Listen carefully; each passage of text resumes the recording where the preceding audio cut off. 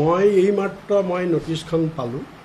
নটিছখন মোলৈ আহিছে CM ভিজিলেন্সৰ পৰা আৰু অহাকালিলৈ 29 তাৰিখ মোক 11টা বজাত CM ভিজিলেন্স অফিচত মোক এপিয়াৰ হ'বলৈ কৈছে আৰু বিষয়টো হৈছে কি আলী তৌকি শেখ মোৰ নামটোই মুখত নুফুটে এইজন বোলে মানুহ ইছলামাবাদৰ মানুহ আৰু তেওঁৰ কিবা এটা ঠিকনাও দি দিছে। এই মানুহজন সম্পৰ্কত গৌৰৱ গগৈৰ যিটো কেছ তেওঁৰ লগত লিংক আছে নে কি মই নাজানো। সেই কেছ সংক্ৰান্তত মোলৈ কৈছে যে ময়ো জানো সেই বিষয়ে, মই মানে আলী তৌকি শেখক মই জানো বা সেই কেছটোৰ বিষয়ত মই জানো, গতিকে মোক কালিলৈ মাতিছে মোক মানে তাৰ ওপৰত ষ্টেটমেণ্ট দিবলৈ।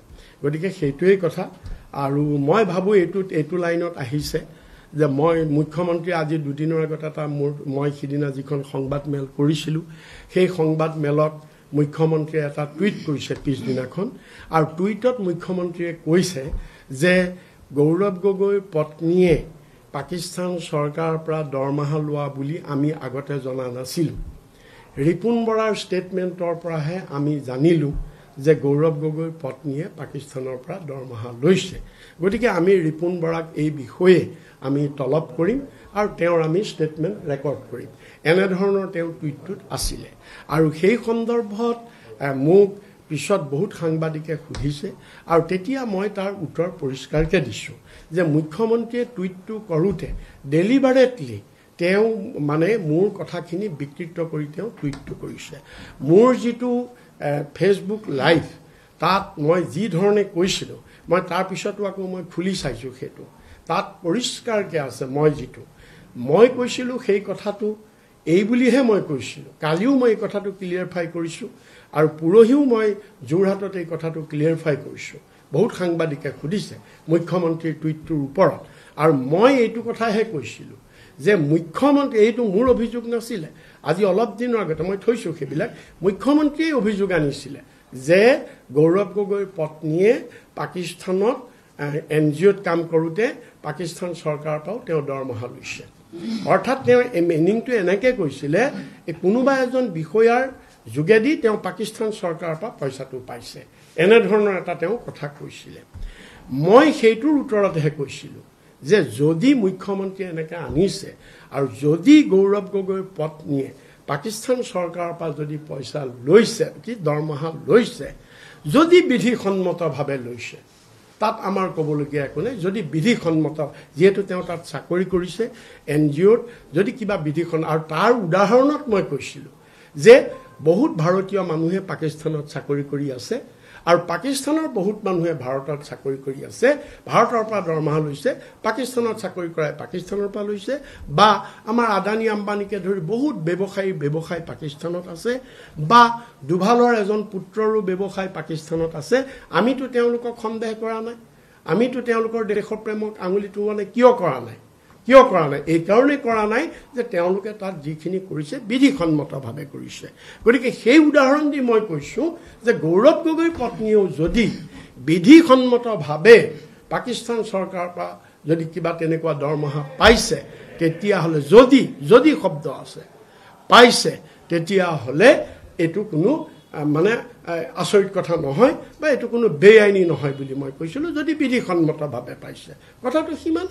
মই এইমাত্ৰ মই নটিছখন পালোঁ। নটিছখন মোলৈ আহিছে CM ভিজিলেন্সৰ পৰা আৰু অহাকালিলৈ 29 তাৰিখ মোক 11টা বজাত CM ভিজিলেন্স অফিচত মোক এপিয়াৰ হ'বলৈ কৈছে আৰু বিষয়টো হৈছে কি আলী তৌকি শেখ মোৰ নামটোই মুখত নুফুটে এইজন বোলে মানুহ ইছলামাবাদৰ মানুহ আৰু তেওঁৰ কিবা এটা ঠিকনাও দি দিছে। এই মানুহজন সম্পৰ্কত গৌৰৱ গগৈৰ যিটো কেছ তেওঁৰ লগত লিংক আছে নে কি মই নাজানো। সেই কেছ সংক্ৰান্তত মোলৈ কৈছে যে ময়ো জানো সেই বিষয়ে, মই মানে আলী তৌকি শেখক মই জানো বা সেই কেছটোৰ বিষয়ত মই জানো। গতিকে মোক কালিলৈ মাতিছে মোক মানে তাৰ ওপৰত ষ্টেটমেণ্ট দিবলৈ। গতিকে সেইটোৱেই কথা আৰু মই ভাবোঁ এইটো লাইনত আহিছে যে মই মুখ্যমন্ত্ৰী আজি দুদিনৰ আগত এটা মই সিদিনা যিখন সংবাদমেল কৰিছিলোঁ সেই সংবাদমেলত মুখ্যমন্ত্ৰীয়ে এটা টুইট কৰিছে পিছদিনাখন আৰু টুইটত মুখ্যমন্ত্ৰীয়ে কৈছে যে গৌৰৱ গগৈৰ পত্নীয়ে পাকিস্তান চৰকাৰৰ পৰা দৰমহা লোৱা বুলি আমি আগতে জনা নাছিলোঁ। ৰিপুণ বৰাৰ ষ্টেটমেণ্টৰ পৰাহে আমি জানিলোঁ যে গৌৰৱ গগৈৰ পত্নীয়ে পাকিস্তানৰ পৰা দৰমহা লৈছে। গতিকে আমি ৰিপুণ বৰাক এই বিষয়ে আমি তলব কৰিম আৰু তেওঁৰ আমি ষ্টেটমেণ্ট ৰেকৰ্ড কৰিম। এনেধৰণৰ তেওঁৰ টুইটটোত আছিলে। আৰু সেই সন্দৰ্ভত মোক পিছত বহুত সাংবাদিকে সুধিছে আৰু তেতিয়া মই তাৰ উত্তৰ পৰিষ্কাৰকৈ দিছোঁ যে মুখ্যমন্ত্ৰীয়ে টুইটটো কৰোঁতে ডেলিবাৰেটলি তেওঁ মানে মোৰ কথাখিনি বিকৃত কৰি তেওঁ টুইটটো কৰিছে। মোৰ যিটো ফেচবুক লাইভ তাত মই যি ধৰণে কৈছিলোঁ মই তাৰপিছতো আকৌ মই খুলি চাইছোঁ, সেইটো তাত পৰিষ্কাৰকৈ আছে। মই কৈছিলোঁ সেই কথাটো এই বুলিহে মই কৈছিলোঁ। কালিও মই এই কথাটো ক্লিয়াৰফাই কৰিছোঁ আৰু পৰহিও মই যোৰহাটত এই কথাটো ক্লিয়াৰফাই কৰিছোঁ। বহুত সাংবাদিকে সুধিছে মুখ্যমন্ত্ৰীৰ টুইটটোৰ ওপৰত আৰু মই এইটো কথাহে কৈছিলোঁ যে মুখ্যমন্ত্ৰী, এইটো মোৰ অভিযোগ নাছিলে। আজি অলপ দিনৰ আগতে মই থৈছোঁ সেইবিলাক, মুখ্যমন্ত্ৰীয়ে অভিযোগ আনিছিলে যে গৌৰৱ গগৈৰ পত্নীয়ে পাকিস্তানত NGOত কাম কৰোঁতে পাকিস্তান চৰকাৰৰ পৰাও তেওঁ দৰমহা লৈছে। অৰ্থাৎ তেওঁ মিনিংটো এনেকৈ কৈছিলে কোনোবা এজন বিষয়াৰ যোগেদি তেওঁ পাকিস্তান চৰকাৰৰ পৰা পইচাটো পাইছে, এনেধৰণৰ এটা তেওঁ কথা কৈছিলে।